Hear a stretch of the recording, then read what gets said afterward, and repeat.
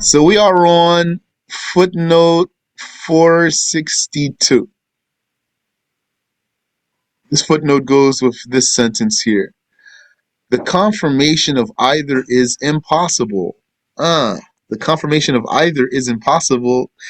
That's not clear enough. Let's back up. So we are here at this chapter. His attributes are not him, nor other than him. Yani, and you can say it the other way. You can say he is not his attributes, nor is he other than them. Or he is not his attributes, nor is he something else. And his attributes are not him, nor are they something else. That's the title we are under. And you notice this sentence is what?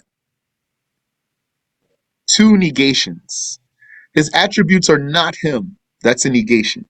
Nor are they other than him. Yani, nor are they something else. That's a second negation. So we are here dealing with two negations. And it says here, we cannot merely deny that his attributes are him. Yani, we can't settle with that one negation and say his attributes are not him and then stop there. That's going to lead to something invalid. Nor merely that they are other than him. Yani, also we cannot merely deny that his attributes are something else. We cannot merely say his attributes are not other than him. And then that's all. Either of those negations alone is wrong. This is because in the negation of one of those statements alone is the confirmation of its counterpart. If you only negate one of them, you'll be confirming the other one.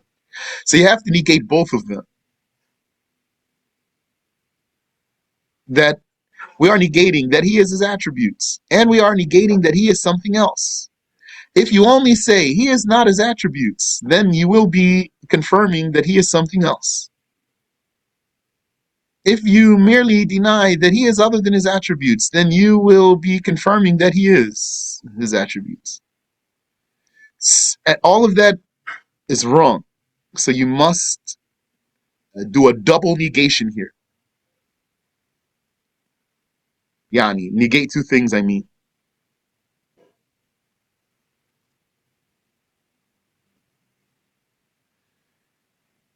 So this is because in the negation of one of those statements alone is confirmation of its counterpart. Now this is one of the lofty topics also in the Aqidah, in the Creed. So just starting this way is potentially confusing for someone who's not firm here in this case, in this chapter here. So if you have a question, ask me, please.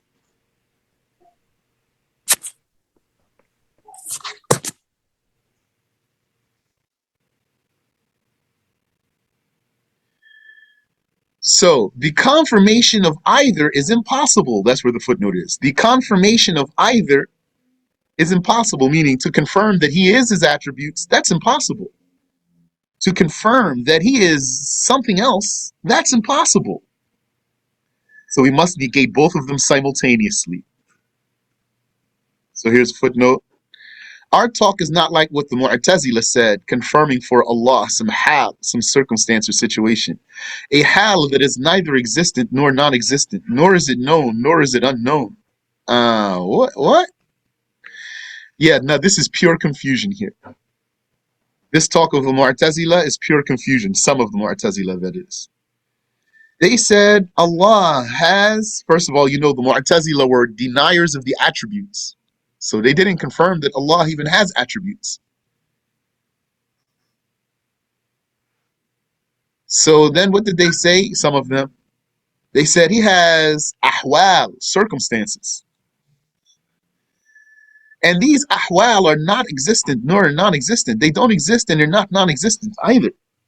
And they're not known and they're not unknown. This is pure confusion.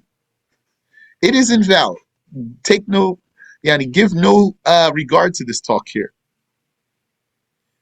What you might do when you see something like this is you would be confused and then you would not be satisfied if you don't ask. What do they mean But what you need to understand is that when these deviant people say things, these and others, when they say things, these things don't make sense. You think you you good Muslim, inshallah, you think good of them, that they are saying something that makes sense, at least in their own minds. And then so you say, well, what does it mean? What is he trying to say? This is yani pure confusion here. So don't give too much heed to it. Next footnote. It says, thus we negate both. Yes. Footnote. What facilitates the understanding of this case is to say that 10 is a total, underneath which are ones. Yani the 10 is made of ones. It is not said about each individual one that it is the 10 itself. Just as it is not said that all of the ones are different from the 10. But what is this? This is just to make you understand that our negating both at the same time is not an impossibility. We're not talking, we're not mentioning something that's absurd. It is conceivable that you could negate two matters in this way at the same time without contradicting yourself. So here's an example that our minds can conceive. To say 10 is a total. This total is made of ones. Each one is not the 10. Each individual one. Each individual one is not the 10. And all of those ones together are not something else.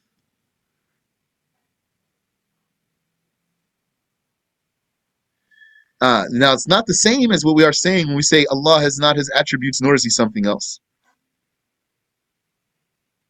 It's a different meaning. But why this example works, because it's a simultaneous negation of two things at the same time. That's what makes it valid example. It's not a comparison of Allah to the creations. Here, the difference. So it's not a comparison of Allah to the creation.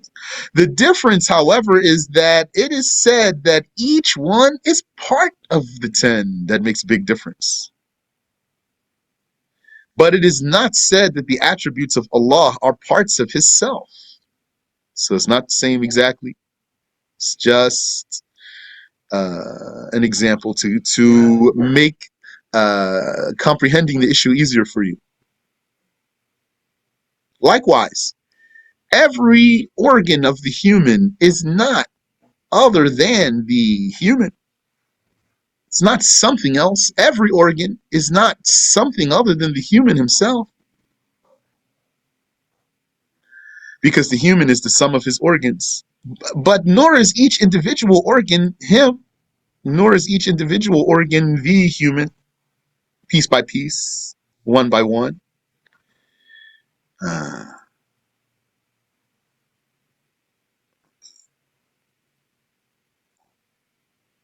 So that's just to facilitate an understanding for you.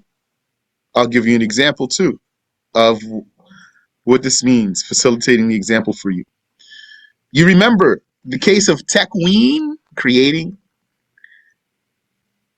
Didn't the Maturidis say the takween, the creating of God, is eternal? He is an eternal creator with an eternal creating, or an eternal creation, eternal creating, attribute of creating. And the Ash'aris, they said, well, how could this be correct? This would mean that there's an eternal creation, created thing, an eternal created thing. That's what they thought. And many people say, yeah, that makes a lot of sense to me. I like the Ash'ari way here. If there were an eternal doing, if Allah is an eternal doer, and there were an eternal doing, then there must be an eternal done thing. Makes perfect sense. Someone was just saying to me. Makes sense to me. Okay. But why you think that there should be an eternal done thing? Don't you know Even in Arabic language, we conceive the existence of a doing and a doer without a done thing. فعل وفاعل بلا مفعول. You say قام زيد. Zaid stood. That's a doing and a doer. A doer and a doing. And there's no done thing. Yani, there's no receiver of this act beyond the doer himself. He's not a receiver. He's a doer. So the mind understands. This is the point of my example here. We can bring an example to show by our yani that it's not an impossible concept to our minds. It's not an impossible concept to our minds. There's a doing.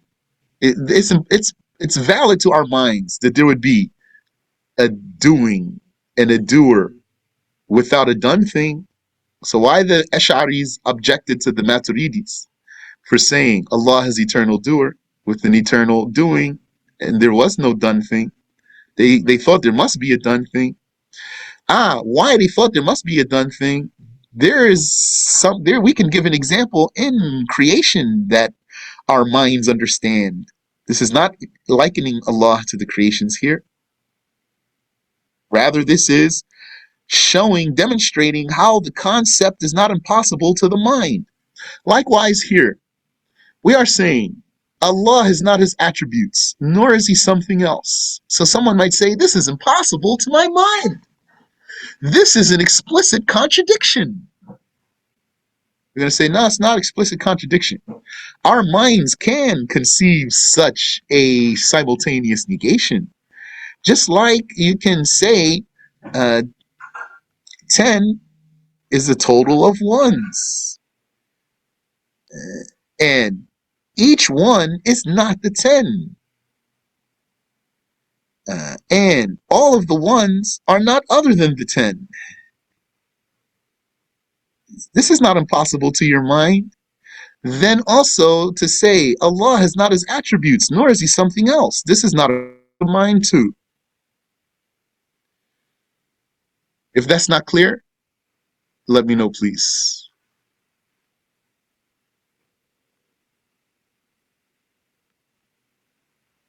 Hey, could you explain the 10 ones is not part of the 10, and Not the part, other not part of part. it, the Yeah, I'll say it. part is part of the 10? Yeah, it's important to get the words right here. So here's a footnote. What facilitates the understanding of this case is to say that 10 is a total. Underneath this 10, yani, what composes this 10 is ones. So let me ask you, is each one by one, is it the 10 itself?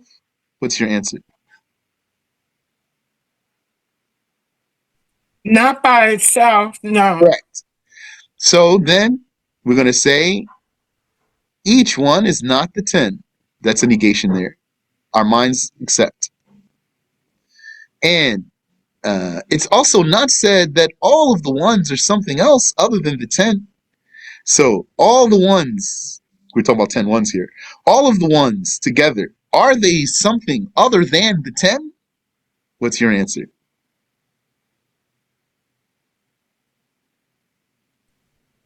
Added together, they Yeah. sum up the 10, yes. So are they other than the 10? Are they something other than the 10? All those ones together, are they? No, no. Correct answer. They are not other than the 10. So each one is not the 10. That's a negation. Nor are all of the ones other than the 10. That's another negation. These two negations together are not impossible to our minds. Like this is not impossible to our minds. It's not impossible to our minds to say Allah is not his attributes, nor is he something else. Now, from here, though, someone might say, are you comparing Allah to the creations? And the answer is no. Here's because we documented the difference here. The difference is that each one is part of the 10, though. They are parts. And we don't say that the attributes of Allah are parts of him. So it's not the same. Rather, what is the same is the mind's acceptance of such a simultaneous negation without a contradiction. Did you understand? The simultaneous negation Without a is, are we, contradiction. yeah, Yeah, because without, some people say to us, when you say Allah is not his attributes, nor is he something else, you are falling into an explicit contradiction.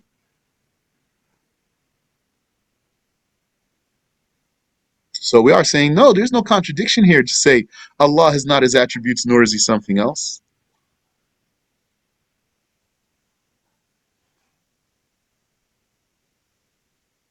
So Allah is not his attributes, nor is he something else. Can we say other than his attributes? yeah, you can say that.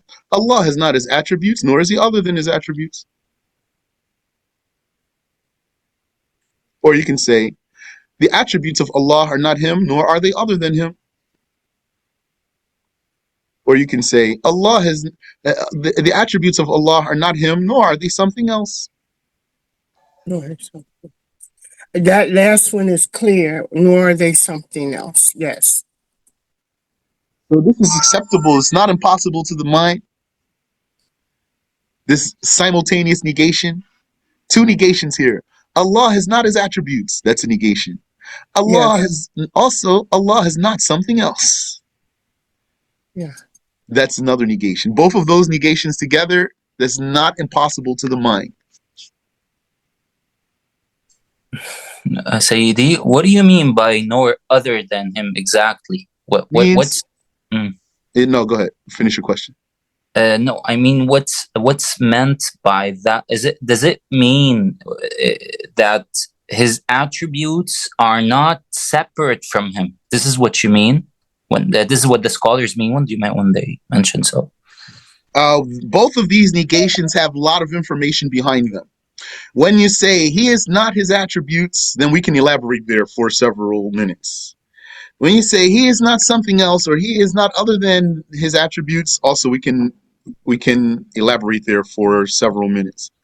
So that's included, including to say they don't separate from him.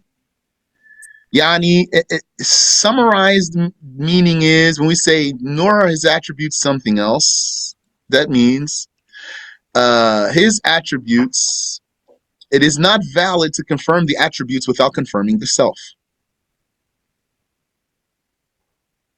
I see. Like yeah, Christians would say otherwise. Yes, right? Correct. Okay. So we don't say God has a power that, but it's not attributed to himself, or he has a power that's devoid of a self, or free of a self, or he has knowledge and will and sight. All these attributes have nothing to do with his self, or they are separate from his self, or they are individuals devoid of a self. This is impossible.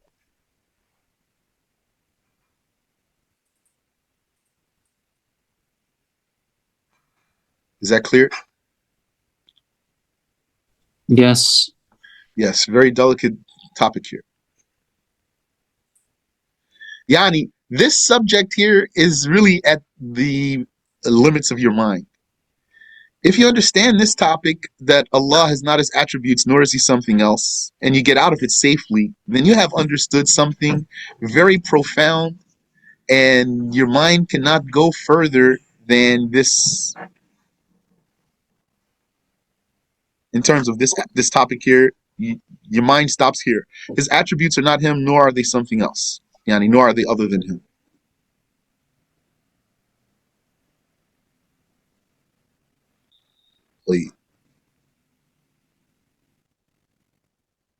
Next footnote goes here.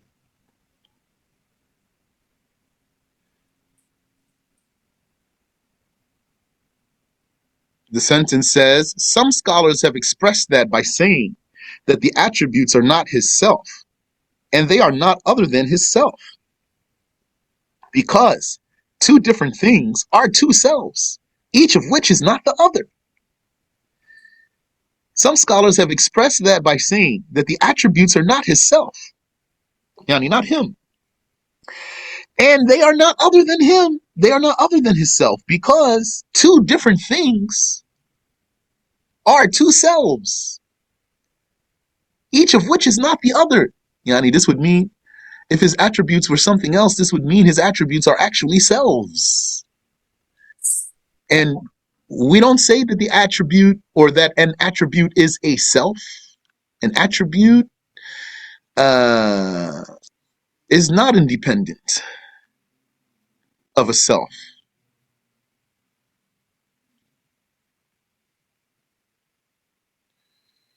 He has attributes that exist because he exists. قائمة بذاته. They exist by his existence. They are not individual or independent selves. Let's see the footnote here. Though the Christians may not explicitly confirm different eternal selves, they are bound to that because they confirmed the Father, the Son, and the Ghost. And they considered it possible for them to separate.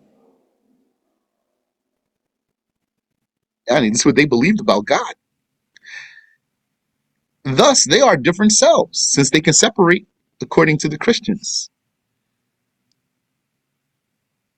For us, it is not possible for the attributes of God to be transferred because that which is eternal does not change. The eternal one doesn't change. So the attributes of the eternal one don't transfer, relocate, separate, and become individual and independent individuals. That's Christian creed. And Allah knows best. Any question there?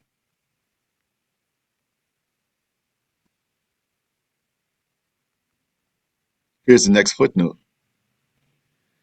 So, even though the attributes have a meaning more than what is understood from the self, they are not different from it, according to that meaning. Okay. The attributes of Allah, they have a meaning more than what is understood from the self. What does that mean? First of all, before I read the footnote, meaning, when you say, for example, let's start here. First of all, if you say Allah, then what do you understand? You understand the self of God. From the name Allah, you understand the self of God. Now, if you say the power of Allah, then you understand something more than or beyond the mere self of God. This is what it means. When you say the power of Allah, you understand from it not only the self, not merely the self. When you say the power of God or the life of God or the knowledge of God, any one of these statements, you do understand you understand from it the confirmation of the self of God, because there's not going to be knowledge and power and will and life without a self. So the self is included in your understanding when you say the knowledge of God, the power of God, the life of God. But more than that is understood also. This is what they call ma'nan za'idun ala that. Ma'nan za'idun ala that. The attributes have a meaning more than what is understood from the mere self. Whereas when you say the self of God, or if you just say God only, then you don't understand from that knowledge of God, or power of God, or will of God. You understand the self of God, which is the existence of God.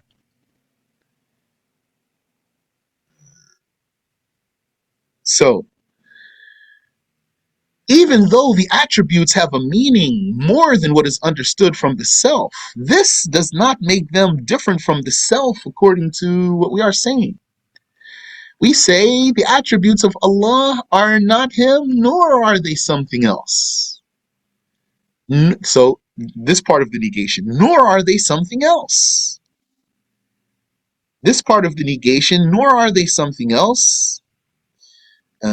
This part of the dual or double negation is true, even though these attributes, what's understood from them, is more than what's understood from the self. Here's a footnote. What is understood from the attributes is different from what is understood from the self. Understood. This means for us, we are the understanders here. We don't say Allah is attributed with understanding.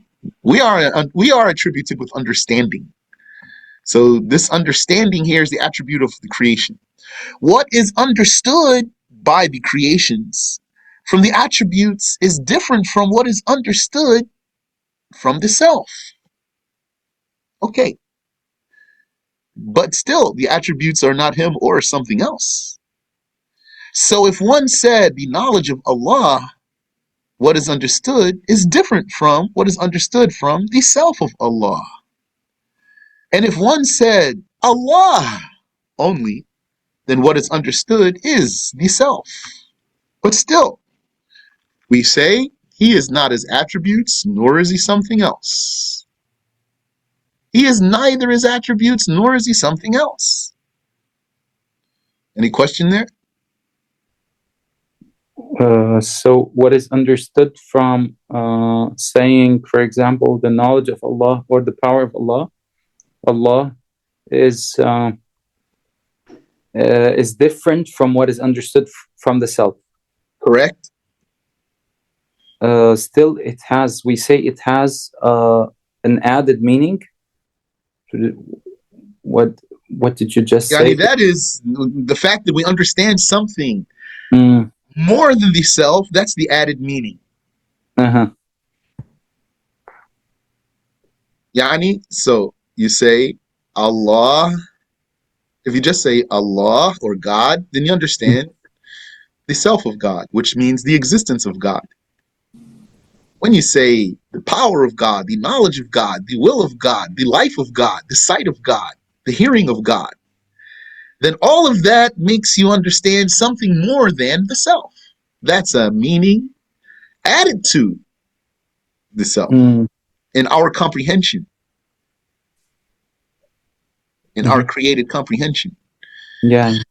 In reality, Allah is not His attributes, nor is He something else. Shaykhi, what about oneness? Is it also not understood from? Good question. So here, this is the difference between the sifat ma'ani and sifat salbiya. Sifat salbiya meaning the negating attributes. And also I can take an opportunity to make another example for you. So the negating attributes, what are they? According to what we learned is the strong saying, the negating attributes out of the 13 are 4. Eternality, yani having no beginning. Independence, having no requirement. Dissimilarity, having no comparison. And oneness, having no partner or counterpart. So each one of those is a denial, actually, a negation. When you are negating, when you are describing something by a negation, then you are not confirming some actual addition. So, for example, if we say the wall is not black, so it means we are denying something about it, then we have not given the wall any attribute beyond itself by this. Because we are not adding, yani we are not confirming something. We are denying something. When we say Allah is one, that's another way of saying Allah does not have a partner. Does not have a partner. So this is a denial. And when we say Allah is dissimilar, that's like saying Allah is not like something. Okay, so this does not have a meaning beyond what is understood from the self.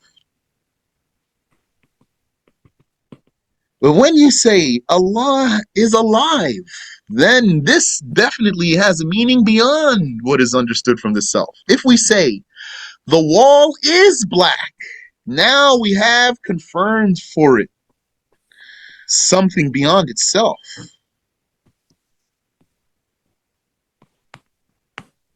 In terms of its attribute. This attribute, because the wall is something and its blackness is something else. But, so now someone might say, are you now comparing Allah to the creations by this example? The answer is no. How not? Because we don't say about the creations that they are not their attributes, nor are they something else. That's only for Allah. For the creations, we say Allah, they are not their attributes. That's all. Their attributes are not them. How's that? Because when you first came out of your mother, was it you or was it someone else? It was you. Did you have the same attributes you have now, or you had different attributes? You had different attributes. So then, if your attributes were you, then you would be just like you were when you came out of your mother. So for the creations, we don't say they are not their attributes, nor are they something else. For the creations, we just say they are not their attributes. Period. For Allah, we say He is not His attributes, nor is He something else. But we do say Allah has sifat salbiya, negating attributes, and sifat ma'ani, confirming attributes. And that's valid for creations too, this categorization. Because you can say, like I gave you an example, the wall is not black. That's a description. I'm describing the wall to you. When I say the wall is not black, the wall is not high, the wall is not thick, I'm describing it for you. But I'm describing it for you not by a confirmed attribute. I'm describing it for you by a denial. So, when we say Allah has not His attributes, nor is He something else, we're talking about here the ma'ani attributes. Life, power, knowledge, will, sight, hearing, speech, and everlastingness. Is that clear? Yep, totally. Thank you. Barakallah. Here's the next footnote. Goes here. It is impossible for the knowledge to be Him because it is impossible for knowledge to be knowledgeable. So all this talk here, it might make someone's head spin a little bit, but you study it, understand it, comprehend it, let it soak in. Then it's going to expand your mind. Now, this information is like water, and your mind is a sponge, a dry one though, and needs to absorb this water, and as a result is going to expand. It is impossible for the knowledge to be Him because it's impossible for knowledge to be knowledgeable. Because for sure, God is knowledgeable, knower. God is knower, alim. So it's not valid to say that God is knowledge because He's knower. And if He were knowledge, it would mean that knowledge knows. It's not possible for knowledge to be knowledgeable. Therefore, had He been knowledge, it would be invalid to say that He is knowledgeable. Just like we don't say, for example, that motion moves. Does motion move? No. Motion doesn't move.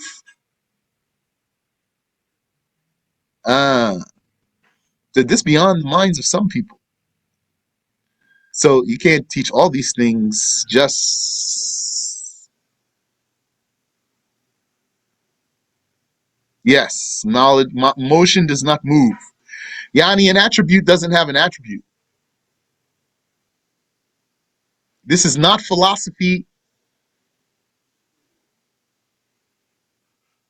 That's falsafa, something else. Philosophy, something else. What's this? This is tawheed. This is monotheism. Monotheism is not merely saying God is one and that's all, period. End of story. Had he been knowledge, had Allah been knowledge, it would be invalid to say that he is knowledgeable. And from there, it would be impossible that he would have any attribute. Had his attributes been him, then he wouldn't have any attributes. Had his attributes been him, he wouldn't have any attributes. Here's a footnote. This means that had his attributes been him, then he would be knowledge, for example. If he were knowledge, then it would not be valid to say he is knowledgeable, because knowledge is not knowledgeable. Knowledge is an attribute that exists in he who is knowledgeable. Okay, that's clear. I think that footnote's not very needed. If you have a question, go ahead and ask. Next footnote.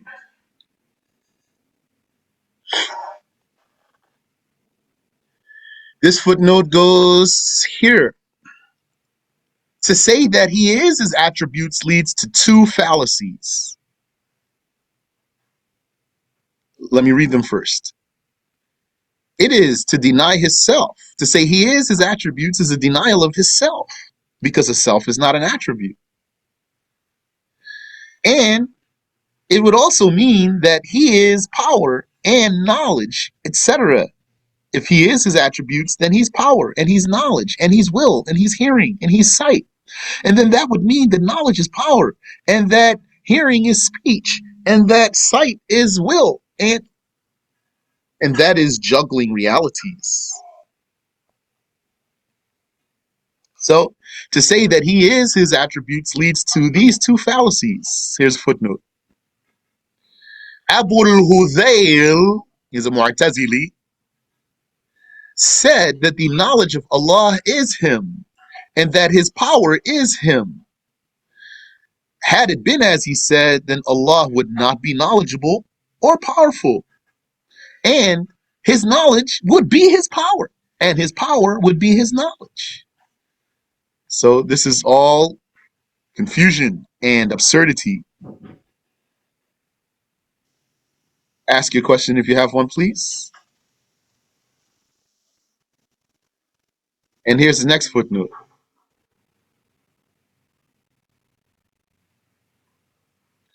This footnote goes here.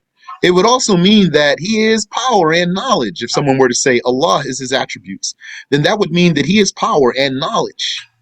And that would mean that knowledge is power. Okay, here's a footnote. Some people say, and this is a statement, I don't know if it's in Arabic, but they say in English, knowledge is power. This is not what we are saying, though. This doesn't mean what we are talking about. It means having knowledge is a way to acquire power, for example. That's what that statement means. That's different from what we are talking about. We're talking about the attribute of knowledge and the attribute of power. They are not the same. Some say knowledge is power, and this means that having knowledge empowers one to better his situation. So we're not talking about that. I just wanted to clarify here this, because this is what what is typed here is what the example the scholars gave. That would mean that knowledge is power. Then someone might say, "Well, don't you say knowledge is power? Everybody knows knowledge is power." Nah, that's something else. That's like a proverb. We're not talking about that. Yani, an English one, an English proverb. I don't know if they say something like that in Arabic or in other languages. However, the reality of knowledge, the attribute, yani, of a knowledgeable one, is different from the reality of power, which is the attribute of a powerful one. They are not the same. Knowledge and power, they are not the same. And what is understood from the term knowledge is different from what is understood from the term power. Okay, so all of that is just to, so that no one mixes that proverb here with what the scholars said.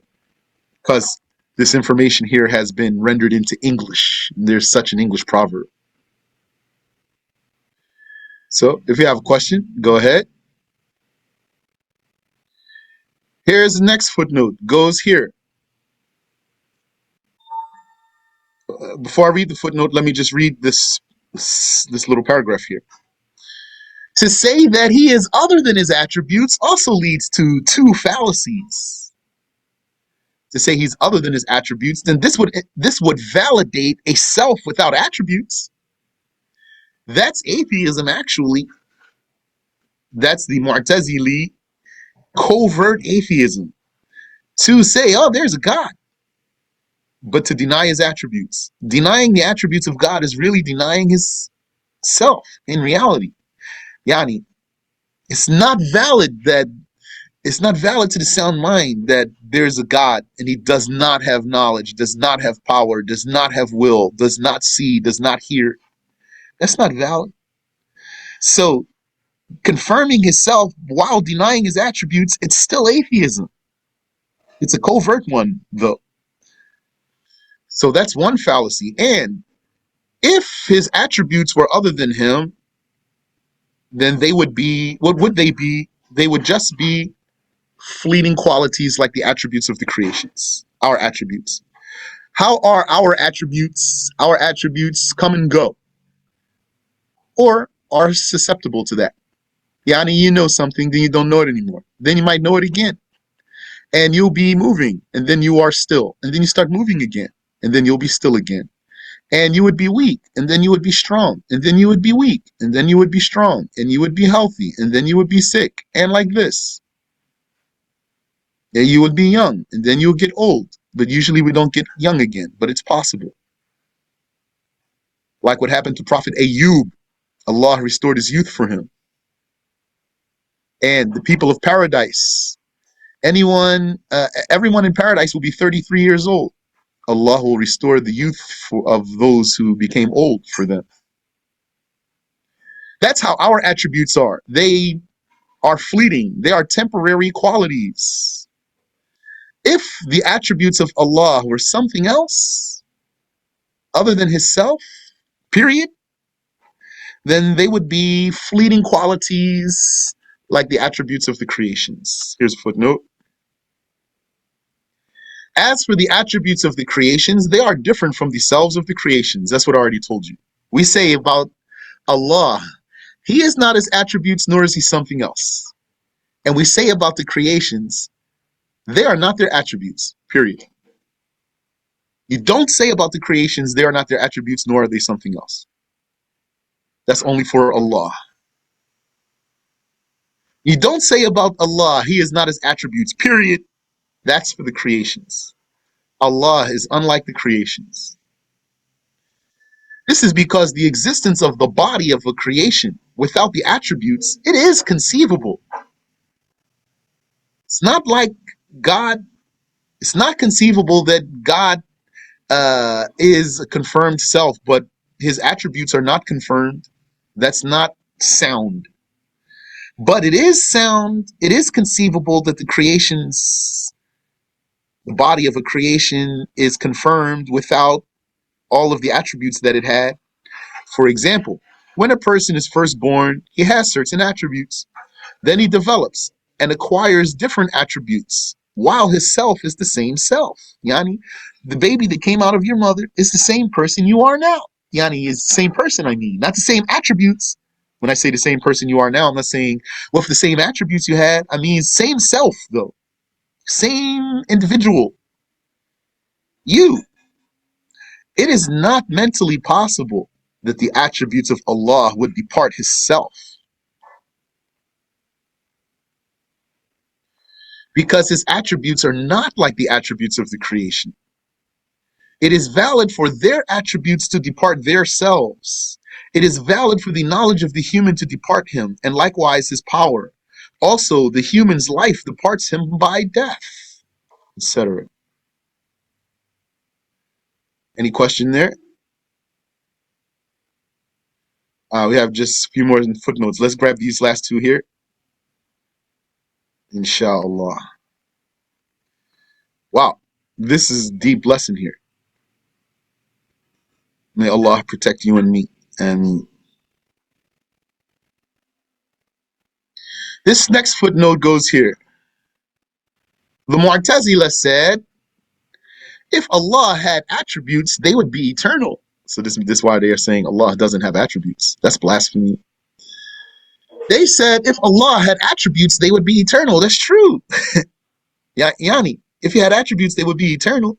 And he does have attributes, and so they are eternal. But they deny it. They are saying that's impossible. They say, had they been eternal, had his attributes been eternal, there would be more than one eternal one. No, because an attribute is not a self. But this is what they say. Yani, when we say Allah has not his attributes, nor is he something else, we say that in defiance of the Mu'tazila. The Mu'tazila say Allah's attributes are something else. Yeah, or they say Allah has not his attributes, period. This is massive blunder here. The simultaneous negation is necessary. He is not his attributes, nor is he something else. They said if he had attributes, they would be eternal.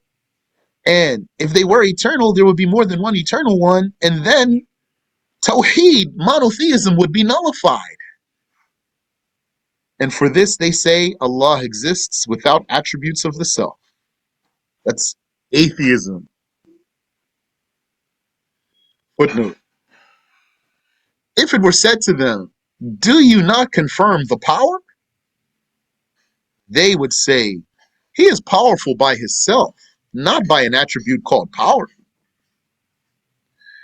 If we said, they say, if we said that he is powerful by power and knowledgeable by knowledge and willing by will and a speaker with speech, we would be confirming many gods. That's Mu'tazila way. According to the Mu'tazila, confirming eternal attributes, ma'ani attributes, confirming eternal ma'ani attributes for Allah is shirk. Because according to them means you are confirming many gods, more than one eternal one. That's blasphemy. Question? Let's get this last footnote here for today. This footnote goes here. We say Allah is a self, one God attributed with attributes that are eternal because his self is eternal. That does not necessitate multiple eternal ones. Our stance does not imply another eternal self, nor multiplication of eternal selves. Here's a footnote. Imam Abu al-Qasim al-Ansari al-Naysaburi said in the explanation of Al-Irshad by Imam al-Haramain, if it were said,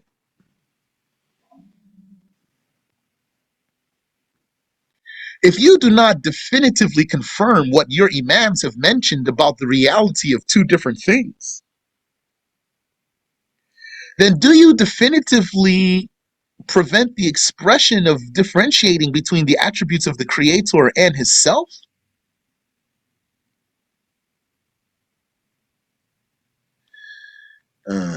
We say this is among what we definitively prevent because of the agreement of the Imams about preventing this expression. Meaning here, the scholars, they had talk about what two different selves mean.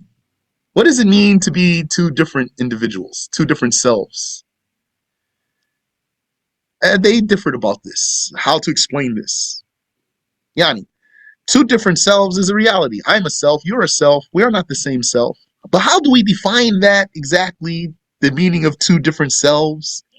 So the scholars, they have not one agreed upon statement on how to explain what that means.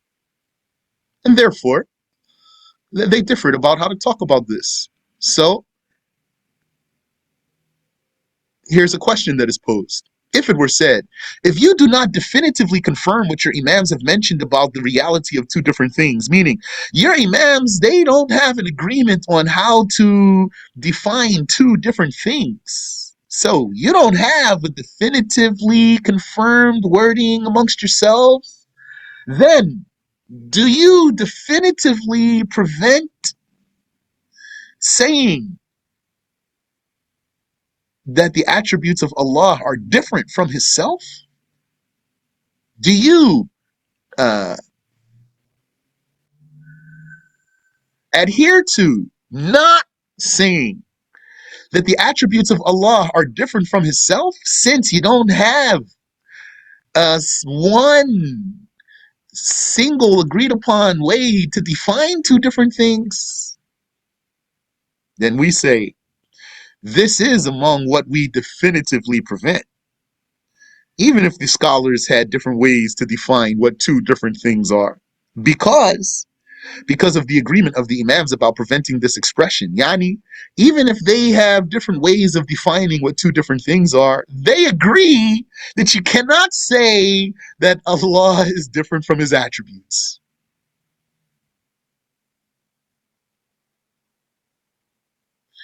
Furthermore, just as the attributes are not described with being different from the self, it is not said that they are Him also. Yani, we don't say that He is His attributes, and we don't say that He's something else. Also, we do not avoid saying that the attributes are existing matters. We say the attributes of Allah exist. Allah exists and His attributes exist. And that the knowledge and the self are both existing. We say that. And we say also, Allah has not His attributes, nor is He something else. The Imams have also prevented the expression that the attributes themselves are different. So you need to be careful here. Sometimes if you talk about some of these things, even myself, I found myself some of these words coming from my tongue because I didn't find another word. And also, Yani, I wasn't even thinking here, but later I thought, you're not supposed to say, the scholar said, don't say the attributes are different. So if you want to say the knowledge of Allah is an attribute of His, and the power of Allah is an attribute of His, and the scholars used to not say the knowledge of Allah is different from His power. I'm just talking the words here. Don't we, for example, avoid saying the Quran is created? We are avoiding some words for some reason. Here, they avoided saying the attributes are different. Just talking about the attributes with the attributes, not the self. Just the attributes with the attributes. Shortly before this case, he said, what? Yani, that's Abu al-Qasim al-Ansari. He said, what the precise scholars among our imams have accepted. So, Yani, what's strong definition for two different things? If you needed to clarify that, say this. They said that the reality of two different things is that they are the existent matters, one of which could validly separate from the other by time or place or existence or non-existence. So what are two different things? Two different things are two existing ones that can depart each other in time, place, existence, or non-existence. And we saw a few lines up a few minutes ago. Some said two different things are two things, each one of which is not the other. Or if you want to say this one here, two different things are two existent things, each one could separate from or depart the other in time, place, existence, or non-existence. Wallahu tabaraka wa ta'ala a'lam. Any question? Subhanallah wa bihamdi. Slightly off topic. Question, clarification. Who are the Ash'ari? Who's the Ash'aris? That's the question. The Ash'aris, the Ash'aris are the followers of Imam Abu al-Hasan al-Ash'ari. Imam Abu al-Hasan al-Ash'ari, he is one of the forerunning leaders in the creed. He is the sheikh of the monotheists, the Sunni theologians. One of them, that is. He has a peer whose name is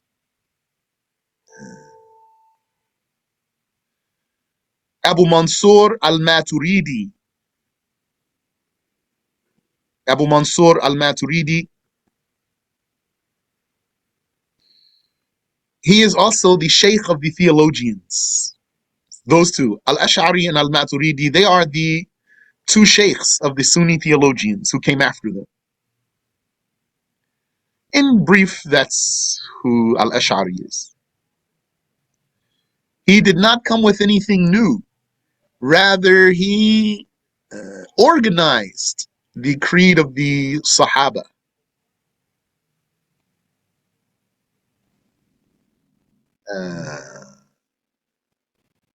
Yes. And also gave definitions and terminologies. But he didn't have a new creed. Ameen wa fikum. That's all the shit. Wa alaikum assalam wa rahmatullah. What was the thing you said in the beginning of class? I don't know, Maturi or Ash'ari said about, it was a nice saying.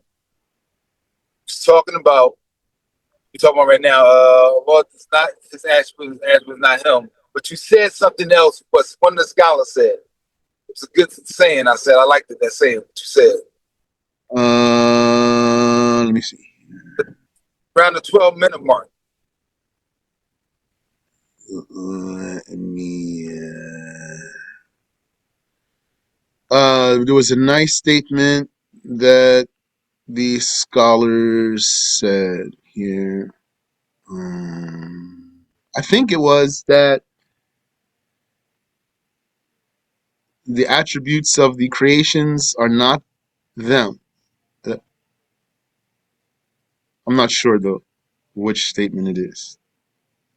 I don't know, was it in footnotes and not just reading, or something you remembered and you was repeating what they said?